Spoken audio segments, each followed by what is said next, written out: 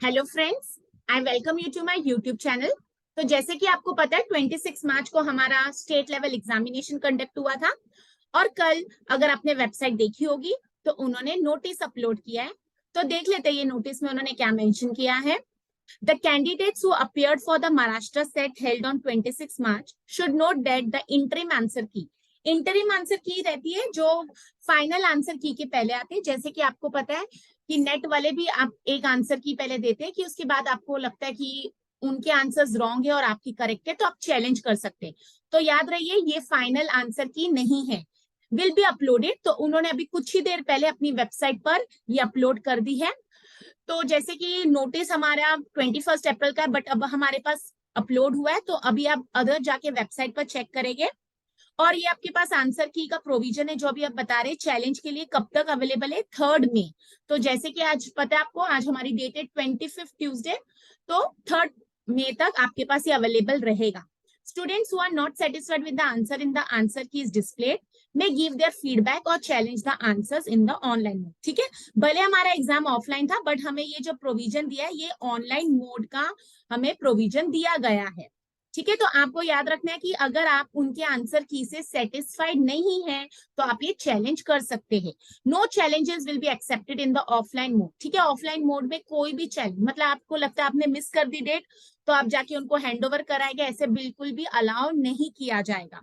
The candidate should note the following before submitting the challenges. अगर आपको challenge करना है तो देख लेते क्या प्रोसेस है। The challenges feedback must be submitted by the candidate in the online mode। तो ये प्रोविजन ऑनलाइन मोड में ही है। Hence the candidates are not required to send hard copies। आपको हार्ड कॉपीज नहीं भेजनी है।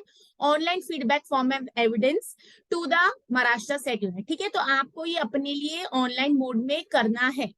ascertain the number of questions answers from each paper। तो आप डिसाइड कर लीजिए आपको कितने क्वेश्चंस को चैलेंज करना है, आपका पेपर 1 और paper 2।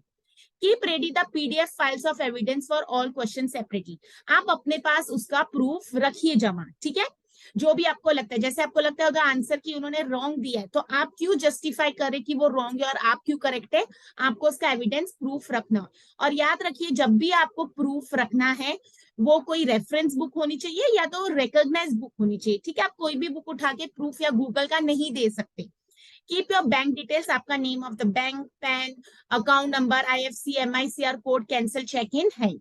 The candidate has to पे अ टोटल अमाउंट एट ₹1000 पर क्वेश्चन। तो देखिए आपको हर एक क्वेश्चन को चैलेंज करने के लिए ₹1000 भरना है। In online mode only by credit card, debit card और नेट बैंकिंग। ठीक है, तो पर question is ₹1000। Each candidate can submit online feedback only once. ठीक है, हर कैंडिडेट एक बार ही ये प्रोसेस कर पाएगा। Once you proceed to payment mode, you will be unable to change the number of questions। एक बार आपने पेमेंट मोड पर चले गए तो आप बाकी जाके एडिटिंग नहीं कर सकते कि आपको लगेगा 2 क्वेश्चंस को और चैलेंज कर लिए। Preview the online form to ensure the correctness. ठीक है, आप एक बार सबमिट करने से पहले प्रीव्यू जरूर कर लिए। After successful submission of the form through online mode, take a printout of the same for your reference। तो अगर आपको लगता है आपने कंप्लीट कर दिया, फॉर्म सबमिट कर दिया, उसका एक प्रिंट आउट लेके अपने रेफरेंस के लिए रखिए। In case the feedback is accepted, the fee corresponding to the number of answers challenges accepted will be refunded to the respective candidate in the online mode। अगर आपका चैलेंज एक्सेप्ट हो गया, उनको लगा कि उनका आंसर रॉन्ग था और कैंडिडेट ने सही जस्टिफिकेशन एविडेंस देके बताया कि उनका आंसर करेक्ट है, तो आपकी फी आपको रिफंड मिल जाएगी। ठीक है, तो जैसे कि आपने अगर 5 क्वेश्चन किए तो पर क्वेश्चन 1000, आपके 5000 रुपीज आपको सेम अकाउंट ऑनलाइन मोड से ट्रांसफर कर दिए जाएंगे। In all other cases the fee once paid will not be refunded. ठीक है, और दूसरे केसेस में अगर आपका आंसर एक्सेप्ट नहीं होता है, भले आपने 11,000 लगाया हो, 22,000 लगाया हो हर क्वेश्चन पर, बट आपको वो रिफंड नहीं मिलेगा। तो सोच समझ के करिए। और देखिए स्टूडेंट्स, मैं हमेशा बोलती हूँ sometimes money is not the only criteria.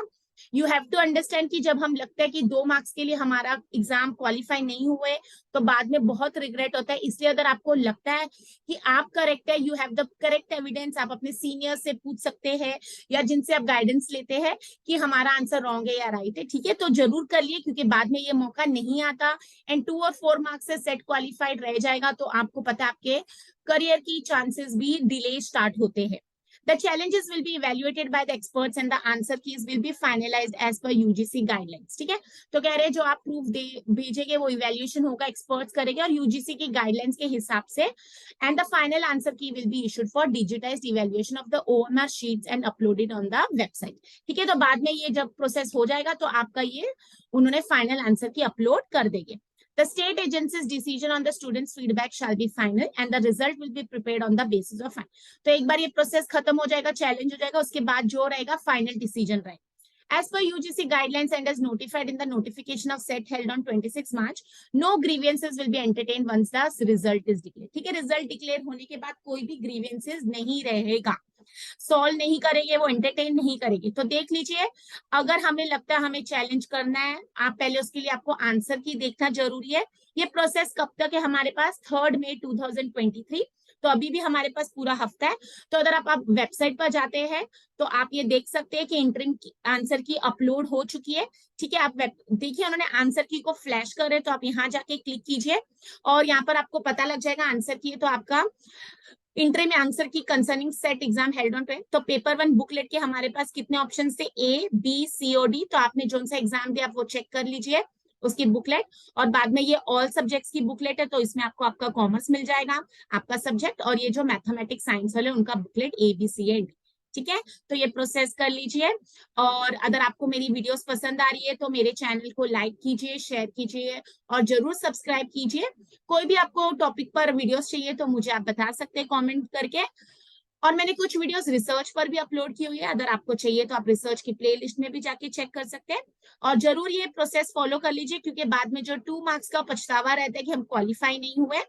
और जैसे कि आपको पता है अभी हमारा फिर से जून एग्जाम आने वाला है, तो होपफुली हमारे पास अभी नेट एग्जामिनेशन आएगा, तो आपके पास अभी भी टाइम है, वेकेशंस है, तो स्टार्ट कर लीजिए पढ़ना। और अगर आप स्टूडेंट है तो डेफिनेटली सारा टाइम अपनी इस करियर बनाने के लिए दीजिए। ठीक है, फिर मिलते हैं दूसरे वीडियो में, तब तक आप ये प्लीज प्रोसेस कर लीजिए और अपनी ये बुकलेट जो उन्होंने दी है उसको सेव कर लीजिए, ताकि फ्यूचर में आपको पता हो आपका आंसर सही है या गलत।